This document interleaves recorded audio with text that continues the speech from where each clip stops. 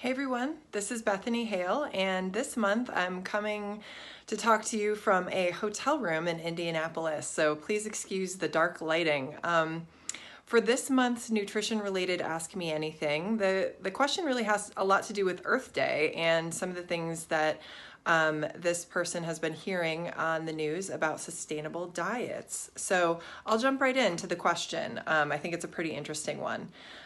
So the question is, I've heard a lot about the concept of eating in a more sustainable way to reduce my burden on the planet. Can you talk about why we need to prioritize sustainability in our diets and some ways to do it?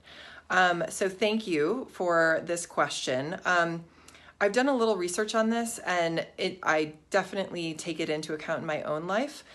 So why do we care about sustainable diets? Well, there's three major points that have come out of the World Resource Institute, and I highly encourage you to check out their website if you're interested in this topic.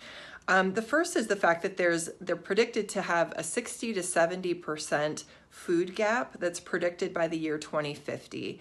So that really means that demand for food calories is going to increase by between 60 and 70% in order to feed the projected population of around 10 billion globally by the year 2050. So there's really a huge concern about how we're going to maintain the sustainability of our food supply and our planet in order to make sure that we're producing enough calories for that amount of people. And as the population continues to grow, that just becomes more and more of an issue. The second thing that they bring to light is the fact that diets are really shifting in a couple of ways. First and foremost, just people globally are consuming more calories in general. So that's also taken into account when you think about the population demand for the year 2050 and beyond. Secondly, that our diets have been more shifted toward animal-based products.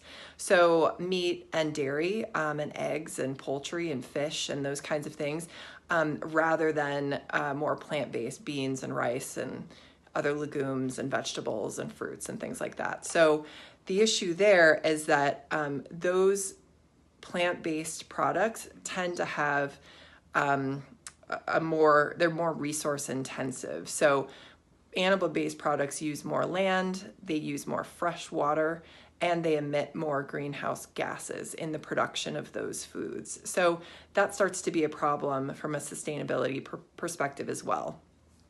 And then finally, 30% of our food supply is actually wasted.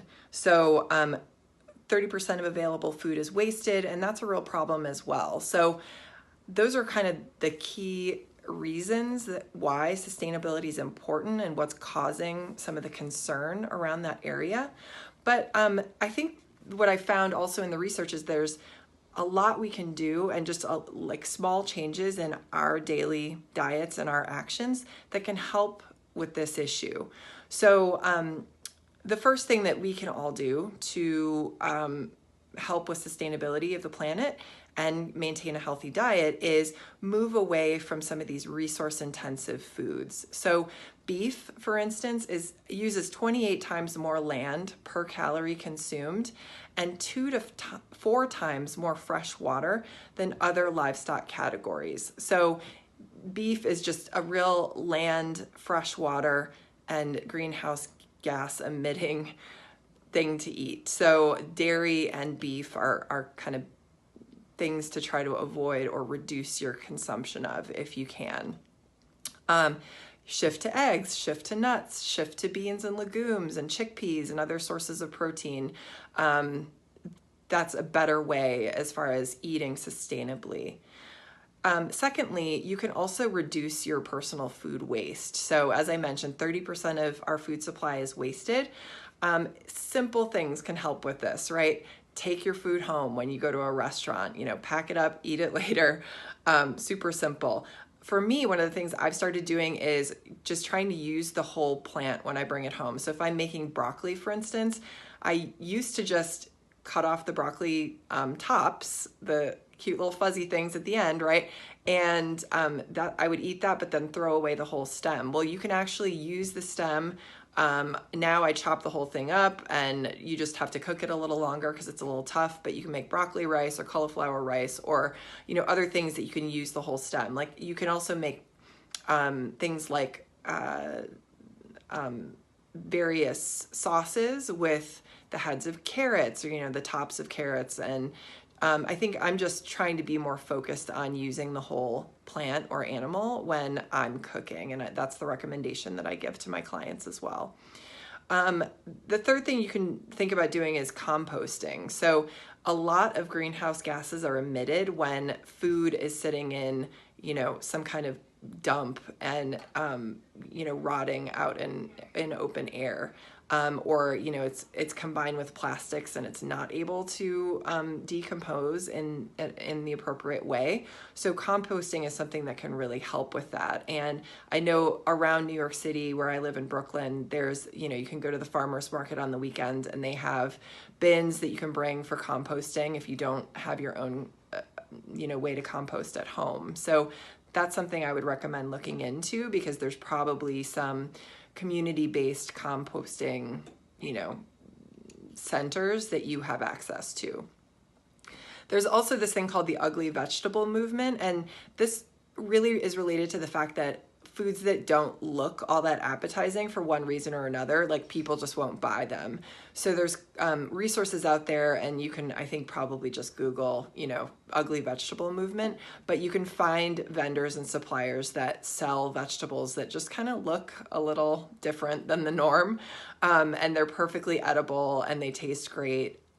They just look a little different, so they're hard to sell. So, you can focus on buying those items that, would otherwise potentially go into food waste.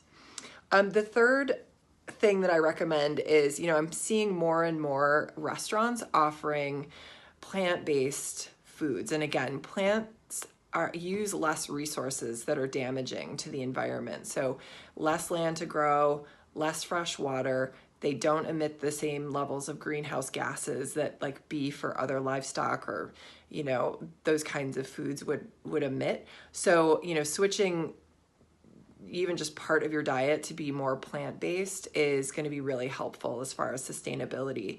So you can support veggie-centric restaurants or menu items that are plant-based and start to, just incorporate a little bit more of that into your daily diet. I just read in the Wall Street Journal a couple weeks ago that White Castle has announced that they're adding Impossible Burger to their menu, which is a plant-based meat alternative. And White Castle, a huge, fast food chain, is adding plant-based burgers to their menu in 140 locations. So totally a step in the right direction. And it probably speaks to the fact that there's a bit more demand for that kind of thing as well. As the, meat alternatives get better and better as far as manufacturing and taste and things like that, and they're more available to people, those are great options. So hope that's helpful. I think it's really important to focus on the Earth's sustainability, obviously, for many reasons, and it actually is very much aligned with personal health as well. So it's really a win-win. Anyway, thank you so much. Keep the questions coming, and I will see you next month.